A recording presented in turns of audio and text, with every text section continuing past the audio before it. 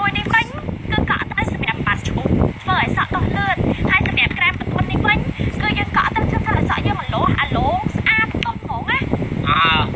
ហើយដល់ក្បាលអញជួយចំការទៀងមកជួនទៅខាងក្រៅវិញខ្ញុំមកទៅតែចាំខ្ញុំចាក់ទេគាត់មានលេខគាត់នេះលឿនគាត់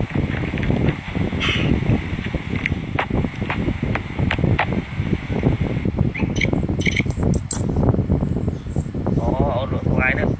ស្អាតណាស់ហ្នឹងនិយាយមីមើកយ៉ាង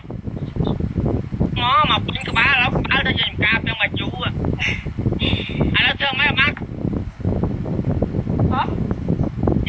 អមមកអូជំរាបសួរអង្គចាមីមើកយ៉ាងអាឡូមកកូនអមមកអូជំរាបសួរអង្គចាឥឡូវក្បាលឲ្យចេញចំការទៀងមកជួកក់ស្ពូចច្រឡំមកខ្ញុំមិនមែនច្រឡំកាយខ្ញុំកាយយកមកពេញក្